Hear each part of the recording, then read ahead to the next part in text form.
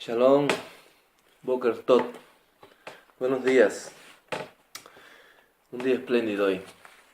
Bueno, ayer redacté, pasé varias horas escribiendo y compartí un análisis sobre lo contaminado y lo inmundo.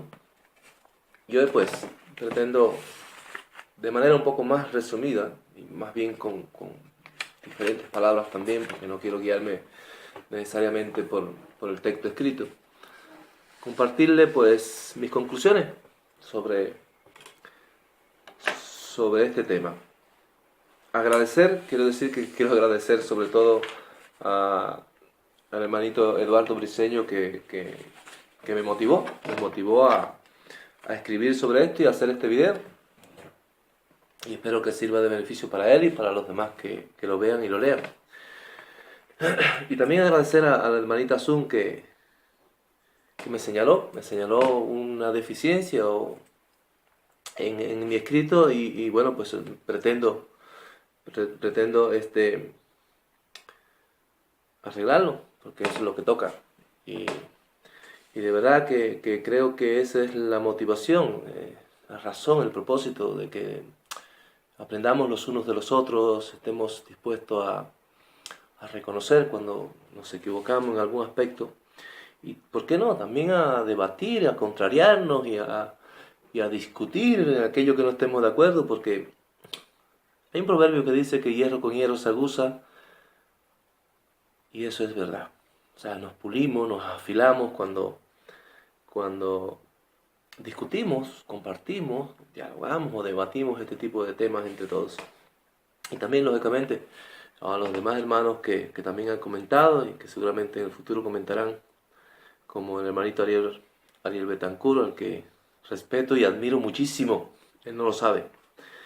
Él no sabe cuánto le admiro, porque la verdad es que leer lo que escribe, lo que redacta, es siempre un deleite. Independientemente de que haya algún matiz o detalle en el que no concordemos, para mí siempre, y quiero que lo sepas, Ariel, siempre es una bendición leerte, siempre.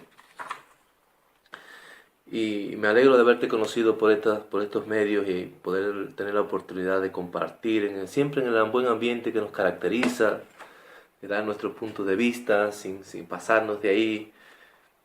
De verdad que eso me edifica muchísimo y quería compartirte este pensamiento que tengo sobre tu persona. Te admiro muchísimo, te respeto y nada, vamos a seguir compartiendo de la palabra juntos, entre todos, edificándonos entre todos, porque eso es lo que toca. Bien, el tema que pretendía compartir era basado en algo que comparte el hermano Eduardo Briceño, venezolano. Un beso para ti y para los tuyos, de verdad, mi cariño. Un cariño inmenso para ti. También te quiero muchísimo, muchísimo, muchísimo. Y compartí este tema y bueno, pues un tema sobre los si eran cuervos, si no eran cuervos, y se ha polemizado un poco. Y hemos llegado a debatir el tema de qué es contaminado y qué es inmundo.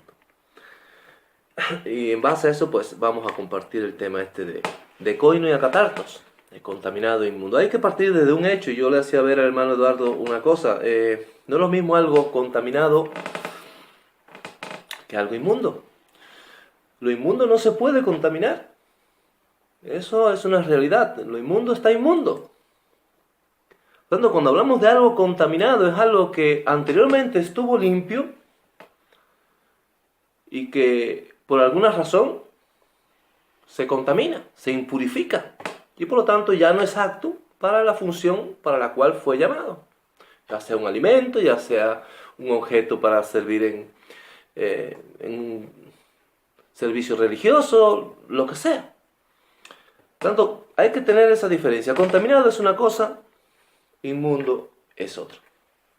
Cuando lo que hemos estudiado un poquitín griego, intentando pues sentar las bases para estudiar desde la perspectiva griega, que también es tan importante, debido a que el pacto renovado no lo encontramos en hebreo. Nos hemos dado la tarea de ver estas diferencias, ¿no? Y cuando vamos a la Septuaginta, que sabemos que fue escrita y redactada en griego, encontramos que en Levítico 11 el término que se utiliza es akatarto, nunca koino. De hecho, jamás en las escrituras vamos a encontrar el término koino aplicado a algo que la Torá define como inmundo. Jamás. Y eso es bueno plantearlo y definirlo para no confundirnos, porque nuestros hermanos cristianos nos tienen acostumbrados a confundir este tipo de cosas. No, está hablando, por ejemplo, la visión de Kefa, que utiliza los dos términos, la mayoría de los argumentos, o la mayoría, perdón, de los hermanos cristianos que escriben el argumento, afirman de que es lo mismo, contaminado e inmundo. Cuando Pedro dice, no, porque nada contaminado e inmundo he comido jamás, allí está refiriéndose a lo mismo, no está haciendo diferencia de ningún tipo. Ese es uno de los argumentos del cristianismo. Y claro, esto es una de las razones por la cual caen en las malas interpretaciones de relatos o pasajes como Hechos 10, donde encontramos la visión de Kefas. Entonces, es imprescindible conocer las diferencias entre koino y inmundo. Hay un pasaje que crea mucha polémica, y es con el que quiero comenzar, que es Marcos 7, también tiene un paralelismo en Mateo. Pero bueno, Marcos 7 es más específico, más amplio, más definido. Y por eso vamos a hablar de Marcos 7. El Mesías allí también existe una controversia, y el término que allí utiliza siempre es koino.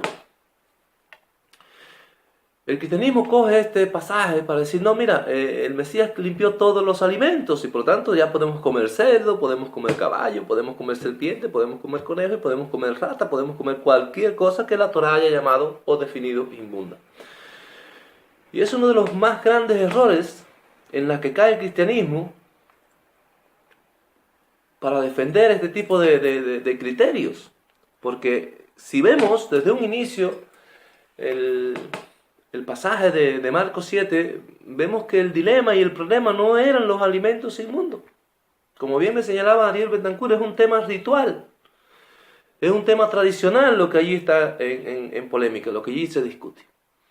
Y entendamos que específicamente el tema ritual tenía que ver, o se comienza el debate por el tema de la alimentación. O sea, vienen los hermanitos, discípulos de Mashiach, y empiezan a ingerir pan sin lavarse las manos, según el testimonio que encontramos en el relato. Hay que entender algo. El ritual de la Netilá no es sencillamente dentro del judaísmo, aunque no sabemos si en aquel tiempo ya se practicaba de esa manera, entendemos que sí. Pero bueno, no es solamente a lavarse las manos, porque el Mesías no estaba en contra de la higiene. El Mesías no estaba en contra de que nos lavara las manos antes de comer un alimento. Al parecer lo que estaba en contra era de todo el ritual que encerraba la Netilá. O sea, ir el lavamiento de manos, sabemos. Un chorrito aquí, un chorrito aquí, otro chorrito aquí, otro chorrito aquí, otro chorrito aquí, otro chorrito aquí. Y todo una verajá que se hace y demás y demás. Entonces, el conflicto de Marcos 7 se enfoca en el tema ritual. En el tema de que si no te lavas la mano según la tradición de nuestros ancianos, de nuestros antepasados, ese pan que tú vas a comer, ese pan que tú vas a ingerir está contaminado, o sea, koino, no es apto para el consumo. ¿Por qué? Porque lo contaminas con tus manos. Y sobre esto, el relato de Marcos 7 se explaya y abunda bastante. Mashiach se contrapone porque según el relato, lo que encontramos allí en el testimonio del relato, esas tradiciones invalidaban los mandamientos del Eterno, y Mashiach para eso cita a Isaías, para demostrar que esto estaba sucediendo en aquellos tiempos y también estaba sucediendo en los tiempos de él, en el primer siglo, y hoy también sucede. Lo que hemos estado asociados al judaísmo sabemos lo que implica sentarse a la mesa sin ir a hacer la netilá, la obligada netilá. Es algo, espeluznante para cualquier judío practicante del judaísmo. Te lo digo yo, que he vivido en ese entorno durante muchísimos años. Entonces, no es que esté mal lavarse las manos. Lo que está mal es declarar un alimento que fue definido por la Torá del Eterno, que es la máxima autoridad, un alimento que fue definido como limpio, declararlo contaminado o no apto para comer. Porque ya eso invalida el mandamiento. O sea, invalida el mandamiento que dice, de esto podrás comer. Estábamos contradiciendo la Torá cuando decimos que por no cumplir un ritual que no está en la Torá, contaminamos un alimento. Esa es la polémica de Marcos 7. No hay más. Entonces, Mashiach le hace ver a aquellas personas que no solamente invalidan los mandamientos, sino que además pone su propia perspectiva y decide que, bueno, pues mira, nada de lo que entra al hombre contamina al hombre. Ya no desde el plano alimenticio, sino del plano también espiritual, místico. O sea, las obras inicuas nos contaminan. No es lo que entra por aquí, no es el pan que podamos comernos sin haber hecho el ritual de la netilá. Eso no contamina. Contamina lo que sale de nuestro corazón. Las obras de la carne. Eso contamina al hombre. Y esta es la defensa de Mashiach. En el contexto en el que está Mashiach, no se puede estar hablando de animales o alimentos inmundos o declarados inmundos y definidos inmundos por la Torá. Porque sencillamente en el contexto allí no se estaba ni comiendo, ni se iba a comer cerdos, ni conejos, ni ningún animal o lo que hoy se consideran alimentos, entre comillas. Y cuando Mashiach dice, o cuando el evangelista dice, dijo esto haciendo limpio todos los alimentos, se está refiriendo a los alimentos que el judío entendía que servían para ingerirlos y para alimentarse. No para lo que los gentiles entendían como alimentos, sino para lo que el judío entendía como alimento. Y obviamente las cosas inmundas no entran dentro de esta clasificación de alimentos. Y lamentablemente el cristianismo, la mayoría de nuestros hermanos cristianos que amamos mucho, eso que no lo duden, no tienen en cuenta estos factores y llegan a la interpretación errada de que el Mesías ahí limpió pues el cerdo y limpió todos los animales que la Torá declaraba inmundos.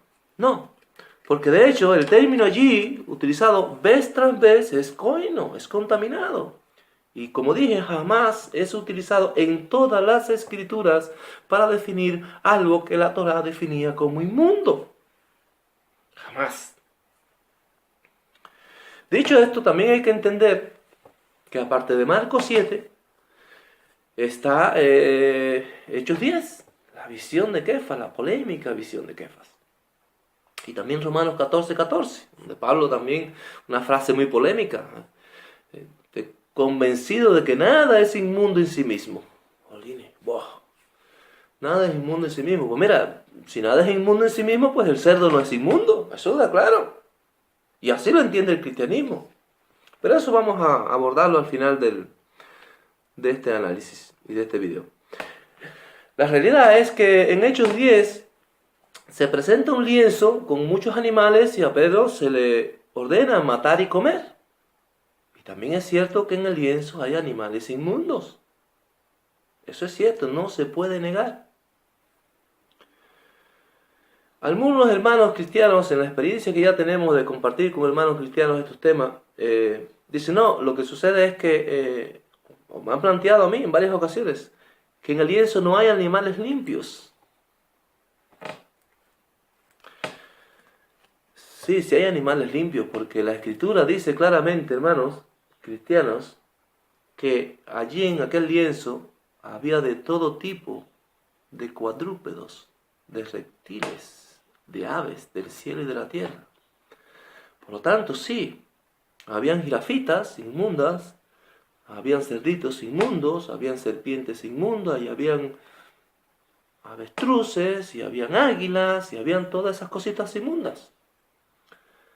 Pero también hay que reconocer que habían animales limpios, porque había de todo tipo de cuadrúpedos, por lo tanto, habían corderitos, habían vaquitas, habían carneritos, habían palomitas, y hay una interrogante que salta a la vista a aquellos que nos gusta meternos en los matices y en los detalles. Bueno, vale, se entiende el por qué Pedro se puede negar a matar y comer algo que consideraba inmundo, porque el judío al fin tenía una Torá que le decía, oye, esto es inmundo y no puedes comerlo, pero ¿qué pasa? Una vez que ya definimos que sí, que habían animales limpios, ¿qué pasa con la razón por la cual Pedro no obedece la orden de matar y comer de aquellos animales limpios? Porque obviamente podía hacerlo. O sea, en la Torá no había nada que se le impidiese. Y sin embargo no lo hace. Y esto es lo que hace concluir a los cristianos de que todos eran inmundos. ¿Por qué? Porque no tienen en cuenta la diferencia entre coino y acatarto, entre contaminado e inmundo. La interrogante de Pedro, la interrogante que Pedro nos suscita es razonable, es muy razonable. Tiene que haber una razón, y esto es un tema de preocupación, siempre ha sido un tema de preocupación para mí, desde muchos años atrás. Y bueno, desde muchos años atrás también llegué a ciertas conclusiones que pueden estar erradas o no, pero es, digamos, una salida, una argumentación que escapa de la interrogante, de la inquietud que nos plantea este pasaje. Tenemos que tener en cuenta que Pedro era de una personalidad variada. En mi escrito me explayé un poco porque, bueno, soy un escritor compulsivo y tengo que reconocerlo. Así que perdonadme. Me explayé un poco sobre las actitudes de Pedro, la personalidad de Pedro. Es muy variada, muy variada. Pero aquí sí quiero solamente resaltar que entre las actitudes de Pedro es el hecho de ser muy tradicionalista, muy reflexivo. Una persona que actúa y habla lo que le sale en su momento, impetuoso. Y esta actitud o esta personalidad de Pedro es la que lo lleva a negarse a comer, entre otras, a negarse a comer, a matar y a comer de lo que el Eterno le estaba ordenando que matara y comiera. Lamentablemente, no hemos entendido, y como no hemos entendido la diferencia entre coino y acatarto, pues nos hacemos muchas ideas. Pero una vez que somos conscientes de esta diferencia entre que no es lo mismo contaminado que inmundo, pues es fácil concentrarnos en el hecho de que allí en el lienzo Pedro estaba viendo animales limpios que creía que estaban contaminados o que podían ser contaminados una vez que lo matara, y los animales inmundos. Vamos a detenernos en algo, y es en la expresión de que cuando la orden que el Eterno le da, Pedro mata y come, la justificación que Pedro da. No, Señor, porque nada contaminado o inmundo he comido jamás. Nada contaminado, inmundo he comido jamás. Nada coino o acatarto he comido jamás. Y en la respuesta divina, que no se hace esperar, que es una censura, un reproche, un alón de oreja, de eso de lo que Pedro tuvo que acostumbrarse a recibir desde sus inicios del tiempo en que empezó a seguir a Mashiach. Siempre Pedro había que estarle tirando de las orejas, siempre. Y esta es una ocasión más. Porque, no, Señor, justificándose, no es otra cosa. No, Señor, yo no voy a obedecer tu orden o tu ordenanza, porque yo nada contaminado e inmundo he comido jamás. Y la voz divina le responde, en forma de censura, reitero, no llames tú contaminado lo que yo limpié. Pedro, que también es un poco olvidadizo, tenemos algunas evidencias de ello, parece que se olvidó de que estando él presente en aquella discusión sobre la tevilá, el lavamiento de manos y comer los panes sin lavarse las manos y la censura y la crítica que estaban haciendo los fariseos y los escribas a todos los discípulos de Mashiach, se olvidó que en ese momento Mashiach determinó de que todos los alimentos contaminados, según la tradición, habían sido hechos limpios. O sea, había anulado, para decirlo de otra manera, anulado la tradición de que si no hacemos esto tal y como se hace, ese alimento no es apto para el consumo. Pedro, olvidadizo, reitero, parece que se olvidó de eso.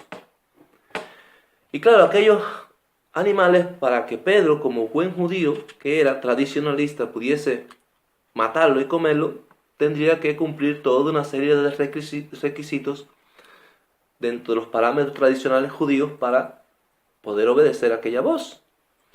No podía matar así como así, no podía comer así como así. Eso no se podía hacer, no era posible para un judío, para una mentalidad judía tradicionalista de aquel primer siglo.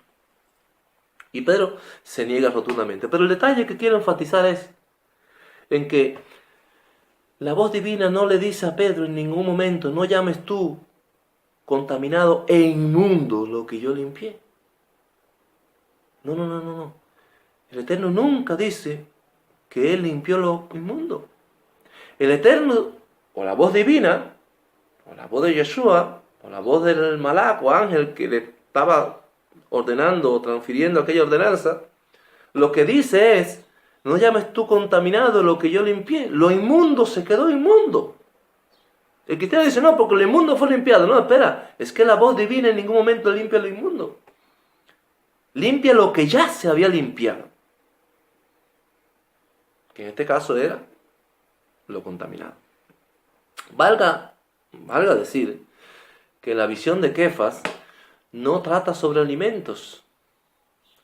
La intención del Eterno es mostrarle a Kefas que los gentiles, a los que los judíos consideraban personas contaminadas e inmundas, no podían ser llamados de esa manera. Esa es la esencia. De hecho, es la razón, el propósito por la cual el Eterno ordena o da a Pedro esta visión. No es otra. No nos engañemos. Pero aplicándolo al tema alimenticio, hay que admitir también que en ningún momento la voz divina limpia lo inmundo.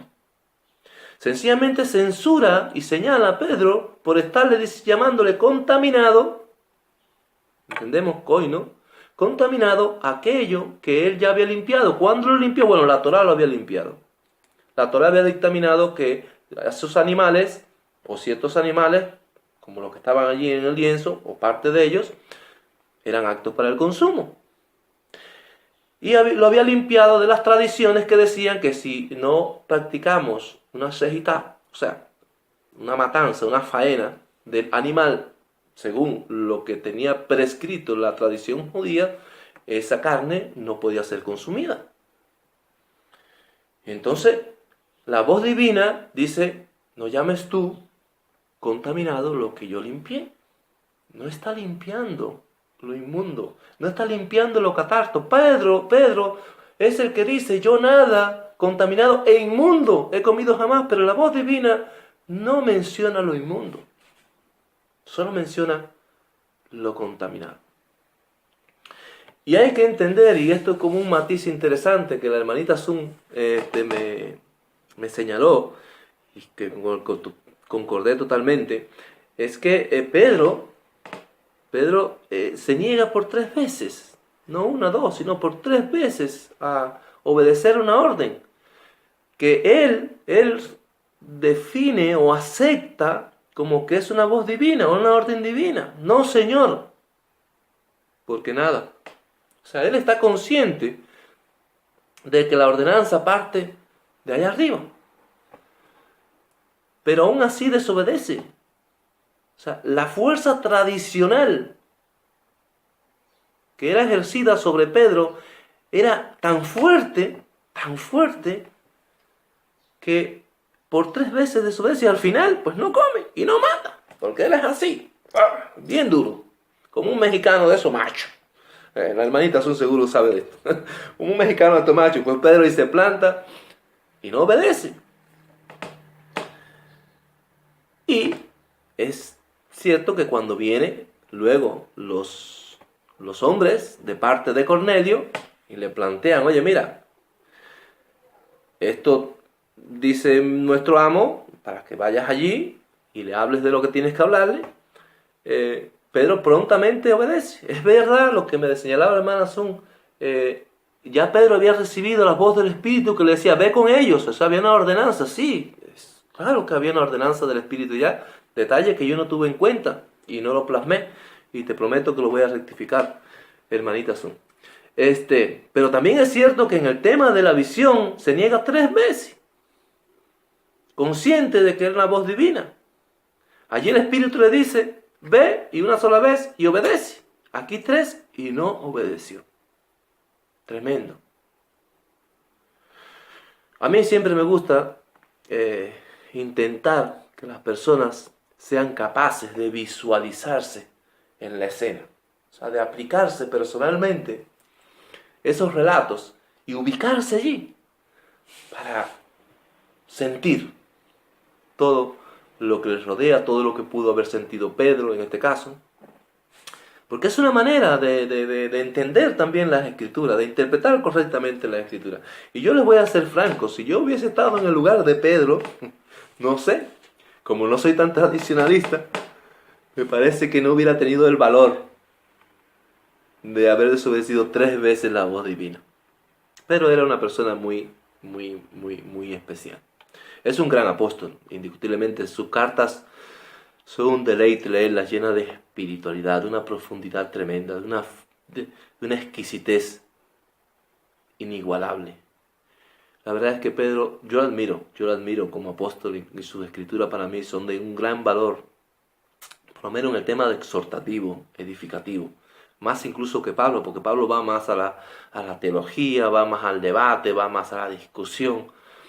Pedro es un poco más ecuánime en este campo y exhorta mucho. Y a mí Pedro me encanta. Que nadie vaya a malinterpretarme y pensar que yo pienso que Pedro descalifica de alguna manera. No, sencillamente expongo una realidad visible en la vida de Pedro, según nos las cuenta la Escritura, que son muchísimos los detalles. Les invito a los que no han leído el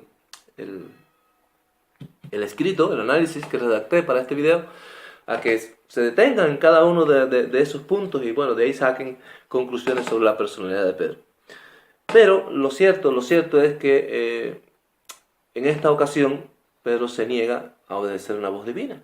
Y en la otra ocasión, con respecto a lo que el Espíritu le había dicho, pues prontamente obedece sin más ni nada. Y eso que implicaba también una violación de su tradición judía, que en este caso era entrar a casa de un gentil. Por cierto, más tarde tengamos en cuenta que a pesar de que aquí estuvo de acuerdo en violar esa tradición judía, en el relato que Pablo hace en el libro de los Gálatas, donde cuenta lo que pasó con Pedro y aquellos circuncisos que venían de visita, Pedro estaba sentado con los gentiles compartiendo, como si nada, o sea, sin hacer diferencia de ningún tipo. Y su inclinación tradicionalista y su temor a los hombres, a la censura y al señalamiento, en este caso, le provoca a actuar de una manera hipócrita. Una actitud hipócrita como pocas en las Escrituras. Pedro tiene una actitud hipócrita que difícilmente la vamos a encontrar en cualquier otro personaje de la Escritura. Y hay que tener en cuenta que Pedro era un hermanito de la más alta jerarquía, por decirlo de alguna manera. Una persona más considerada, más respetadas. Yo creo que después de Jacob dentro del judaísmo, Pedro era un estandarte al que se le entendía como uno de los líderes supremos del movimiento, del camino aquel y entre los seguidores de Yeshua. Sin embargo, pues comete todo este tipo de atrocidades, digamos, ¿no? Y Pablo tiene que censurarle públicamente por esta causa. O sea, tremendo. Cuando estudiamos la personalidad de Pedro, es tremendo. O sea, aquí en este caso, por tradición te niegas a obedecer, luego desobedeces la tradición, en este caso, al meterte en casa de un gentil, y luego te separas de los gentiles porque la tradición decía que no te podías juntar con gentiles. Es tremendo, es contradictorio. En la personalidad de Pedro estoy hablando. Bien, La visión de Kefas, entonces, la visión de Pedro, no tiene más nada. No es más que la intención de que Pedro comprendiera que los gentiles eran ahora aceptados dentro de la Cajal de Israel y considerados Benei Noah, Benei Israel. Tengo el tema de Benei Noah todavía en la cabeza. O sea, eran considerados Benei Israel. Por lo tanto, el Espíritu se derrama sobre Cornelio y sobre todos los demás y Pedro comprende por fin la razón de aquella visión. Ahora entiendo que Elohim no es parcial, sino que a todo aquel que obra con justicia, donde sea, pues le es acepto. Y esta es la razón y la esencia de eso. Pero si lo aplicamos a la alimentación y tenemos en cuenta la diferencia entre contaminado e inmundo, nos damos cuenta que tampoco existen bases o argumentos lingüísticos o idiomáticos para decir sobre esa visión que ha permitido, o que permite el comer cualquier cosa, como los cristianos defienden o utilizan esta visión para defender. No es así. No existe ningún tipo de posibilidad alguna de que ahí los animales inmundos hayan sido limpiados o de cualquier otro tipo de defensa que promueva este tipo de opinión o doctrina. No existe esa posibilidad. Ahora bien, para culminar, también es cierto que en Romanos 14 Pablo se hace eco de una frase o de un pensamiento que es mal interpretado por los cristianos. ¿Por qué? Porque la inmensa mayoría de traducciones, incluso traducciones que están dentro de la restauración de las raíces hebreas, como el Brit Hadashah de 1999 o el Código Real de Dan Ben Abraham, este que tengo acá, ese Código Real, el Romanos 14:14 lo vierte también como que nada es inmundo en sí mismo. Y claro, cuando usted lee un pasaje, siendo cristiano, obviamente, dice, pues nada es inmundo en sí mismo, pues mira, el cerdo ya no es inmundo. Es lo lógico, lo comprensible. Pero el cristiano que no ahonda, que no abunda, que no investiga, que no escudriña, no entiende o no ha descubierto que la palabra que ahí Pablo utiliza en Romanos 14 no es acatarto. O sea, no se puede traducir como inmundo. Eso es una locura. Que la verdad es que no puedo entender, bueno, sí entiendo, por qué el hermano Dan Ben Abraham vertió ese pasaje así. La razón es que esto no es una traducción, él copió y pegó de otra traducción y sencillamente cambió términos. Y como no estudió el pasaje de Romanos 14, pues no lo cambió y no lo modificó. Si lo hubiera estudiado de la base del griego, hubiera sabido que allí la palabra griega era koino y por lo tanto no podía vertirse como inmundo como lo hizo. Miren, independientemente de todas las fallas que puedan tener esta traducción Nuevo Mundo, independientemente de todas las fallas, de lo tendenciosa que puede ser, esta traducción es una de las pocas traducciones editadas así en papel, en libro, que vierten correctamente el pasaje de Romanos 14. No, la palabra que utiliza es contaminado. Nosotros, la mayoría, tenemos un terror a esta traducción tremenda. Pero yo les voy a compartir algo hoy antes de terminar. Hay que reconocer que toda traducción tiene errores. Y esta también lo tiene. Muchísimos errores, hermano. Es tendenciosa. Y también añade sus cositas y quita sus cositas para avalar sus doctrinas. No digo que no. Ahí están las evidencias. Un día podemos compartirlas. Pero comparada con otras traducciones, evangélicas sobre todo, no lo voy a comparar con la Nácar Colunga o Jerusalén, que para mí están en el alto estándar de mejores traducciones. Pero comparada con las traducciones evangélicas que conocemos, fundamentalmente evangélicas, o católicas también, y demás, pues, es una de las mejores. Es muy literal en el griego y muy literal en el hebreo. Así que yo les animo a que antes de señalar la falsedad o los errores de una traducción que sin duda los tiene, primero comparemos con otras traducciones y veamos el valor que podamos darle. Yo, sinceramente, yo no soy ningún erudito en ningún idioma bíblico. Yo conozco un poquitín hebreo y un poquitín griego, lo básico. Yo siempre he dicho que es bueno, aunque sea, conocer lo básico de la idiomática bíblica. Pero lo poco que conozco y de allí donde he ido a investigar, lo que me ha hecho falta investigar sobre terminología y demás, con esta traducción la verdad que me ha ido muy bien, y cuando la he comparado con diccionarios y demás, chavó. Hay muchos ejemplos de ello y un día podemos comentar al respecto. Así que no la desestima así como así. De todas formas podemos tratar los temas de escritura con cualquier escritura y bueno, pues quitar aquello que nos parezca incorrecto y aceptar lo que nos parece correcto, como es el caso en el mundo. Yo acepto que hay muchas cosas incorrectas en ella. Bien, este es el tema que quería proponerle. Yo espero que de verdad les sea de bendición. Ha sido un poco más resumido que el estudio, lo he hecho más bien libre, sin explayarme demasiado, porque como dije, soy un escritor que cuando me pongo a escribir no hay para cuándo parar.